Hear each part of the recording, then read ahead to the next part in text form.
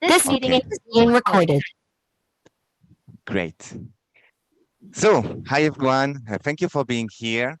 Um, so, for this second class about the photophysics of organic solar cells, my name is still Julien Gorenflot, and I'm happy with you. So, uh, do you still want to save the world? Yes. Yes. Good. So, if you want to save the world, what we've seen last time was that thinking about organic solar cell was a good idea. Well, first there are solar cells, obviously, and so that's clean energy. But on top of that, they are cheap and cheap and cheap. Like for this one, you can think organic solar cells are typically 100 of nanometer thick. If you compare it to a silicon solar cell, which is typically a centimeter thick, it means that with the same quantity of materials you would use for 1 square meter of silicon solar cell, you could put 100,000 square meter of organic solar cells. So yeah, cheap. But it's not saving the world yet. And the reason for this, as we've seen, is that it's not good enough yet, both in terms of performance and in terms of uh, lifetime. It does degrade rather fast, okay? Um, so we need to understand those solar cells to understand what's wrong with them, okay? And that's what we're gonna do today. Well, one step in that direction will first be to know, how do you know that the solar cell is good, basically? So what we're going to see today is the figure of merit with which you measure how good a solar cell is. And there are three of them, and each of them really has a different physical meaning, a very specific one. So, um, yeah, so let's start. So those are examples of solar cells. And of course, what we want to know when we evaluate a solar cell is how much power out you can get compared to what power of the light you shine on it, which is called the power conversion efficiency. This you cannot do much on it, but of course, the power out is going to be what's interesting for us. Uh, do you guys remember how you calculate electric power while I'm starting something? Someone can tell me?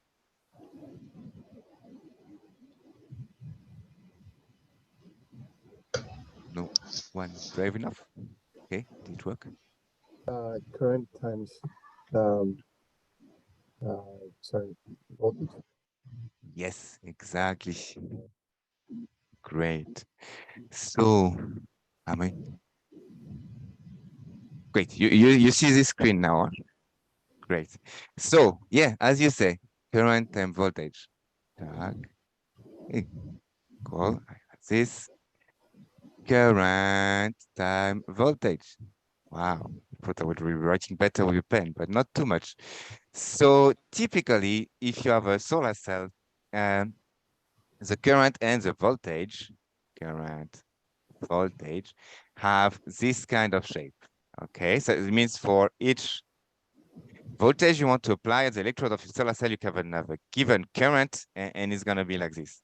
And there is some specific points on it, some special points on those, which are this one is called open circuit voltage. That's the voltage you get if nothing is plugged to the solar cells, basically, if there's no current.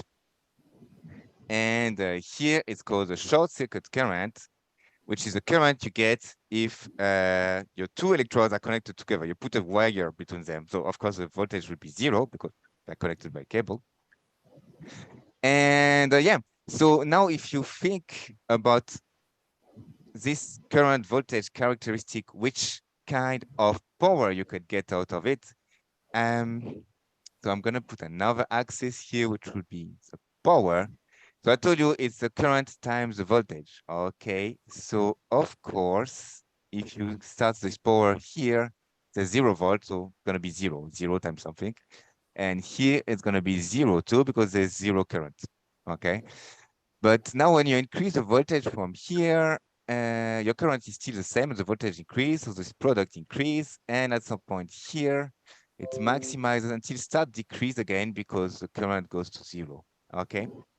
And here you're gonna get your maximum power, J MPP for maximum power point and V MPP.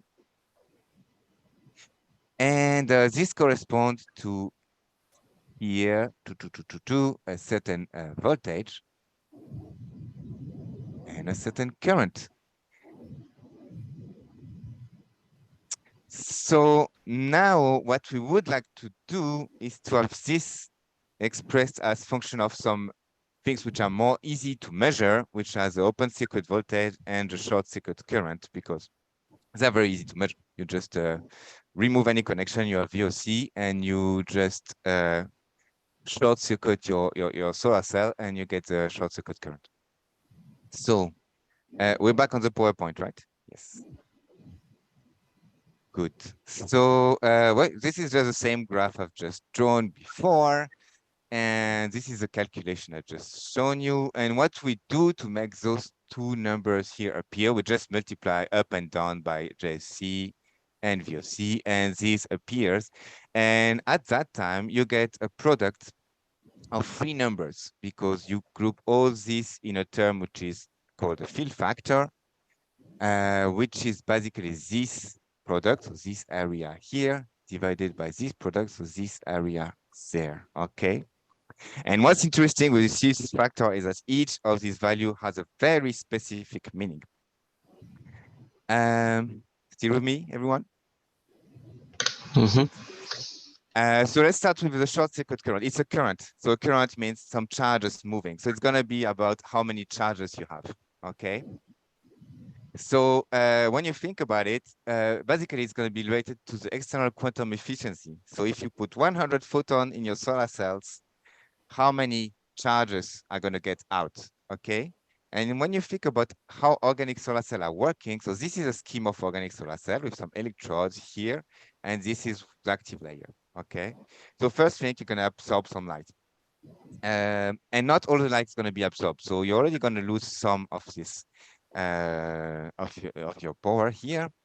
And the thing is, with organic solar cell, you don't create charges directly. You create excitons, like kind of charges, but they're really bound together.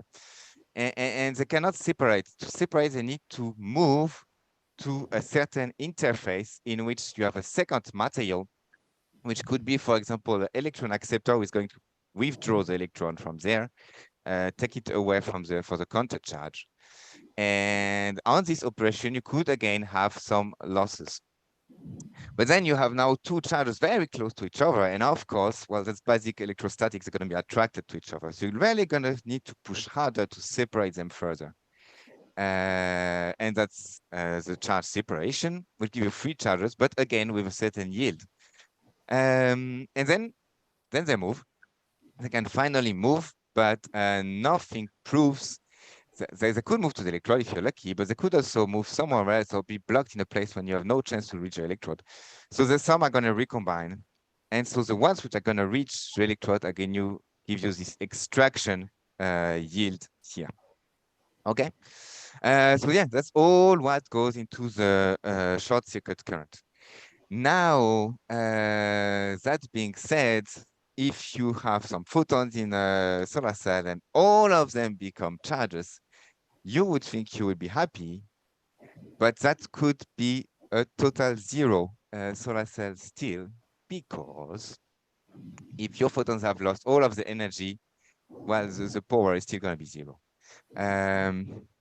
And this is what the open circuit voltage is about. So to study that, there's a very convenient unit of energy, which is electrovolt, which is basically the energy that electron has if you put it at a potential of 1 volt, okay?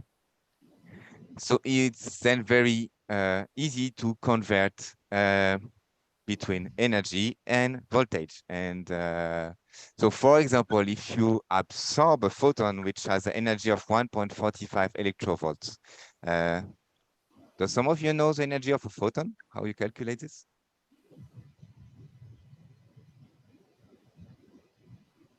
No, forgot? Okay, it's h times the frequency of the photon. Anyway, this would be typically a red photon, a red light photon. Then if there's no loss, you would expect to have open circuit voltage of 1.45 volt. But as we've seen, when you create your charges, you need to have your excited dispatches going to an interface between two materials. And there you're going to have your negative charge being in one material and your positive charge being at the energy level of the other material. And that's going to be another limit. You cannot have more energy than this out of your device. This is a city state energy. And on top of this, you have a few other phenomena that bring you to the sad reality when your energy in your charges is actually much lower than what you had in your photons. Okay, still with me? Good. Now the last parameter is the fill factor. A bit more complicated, a bit more tricky, but basically you have to know that when you are in a solar cell at open circuit voltage, so nothing is connected to anything, so all the material in your solar cell have the energy level they want, okay? So means all the energy level are more or less flat in your material and there's no electric field because you didn't apply anything in open circuit voltage. And once you move away from this open circuit voltage, you're going to force, for example, if you go to VOC to voltage of 0, short circuit current, you will force the two electrodes of your solar cell to have the same energy level. And to do that, the only way it's going to work is by creating an external field, internal field in your solar cell. So now what this means, that means that when you're moving from a open circuit to 0 volts, your field is increasing. So basically, if you had a perfect solar cell in which you can have a full power, full current as soon as there is a direction, you just put a little bit of voltage so that the charges know where they go, and then immediately you would have full current. Okay, that would be 100% field factor. But in reality, very often you need this field to push your charges apart, to bring them out of the solar cell. So your current is actually going to increase a bit more slowly when you go toward larger field. And that is what is responsible for your field factor. Okay. Good.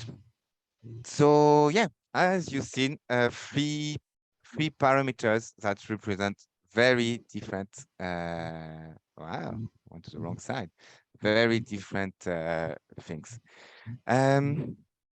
Okay, so that's what I want you to know today, really, that your efficiency is controlled by those three parameters. Just to check if you got it, I've prepared a small exercise. So yeah, be ready to stop being shy.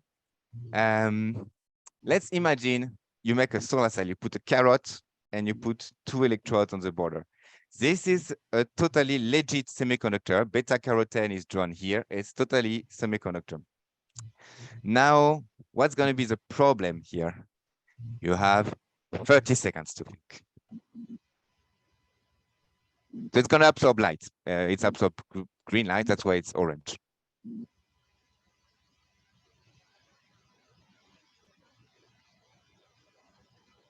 Time. Anyone feels like he knows what the problem is? It's too long, too large. That's gonna be a problem is also that's true, but that's not the one I meant. So the one I meant is that you're gonna generate excitons. I've said it before. In organic, you don't generate charges directly. So you're not gonna have charges. It's gonna absorb the light, but you're not gonna have charges. So you're gonna have 0 JC. Okay, this is a JC problem. Now let's suppose I put some dopant in my carrots. I put some dopant which are gonna force charges to be separated. Okay. So what do you think is gonna be the problem with the doped carrot?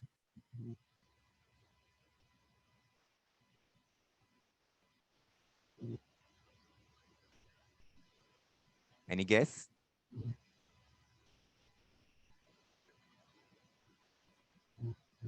No?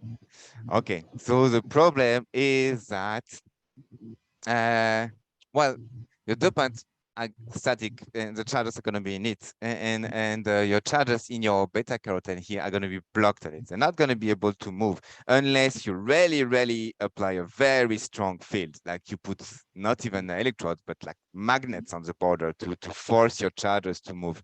So because you're going to need a lot of field to have your charges moving, this means the field factor is going to be terrible. Okay, and last case. Well, now I put some wires inside my carrot to get the charges. I bring the electrodes next to the charges so that they manage to go. What do you think the problem is going to be here?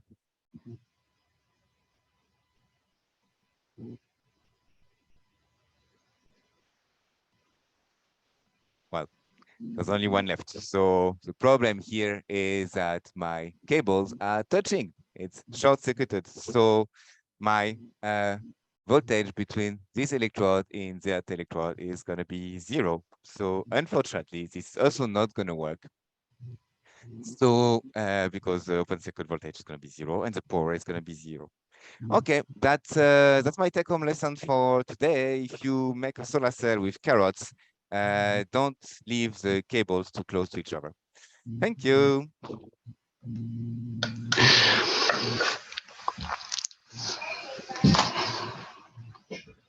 Good. I think you can stop the recording.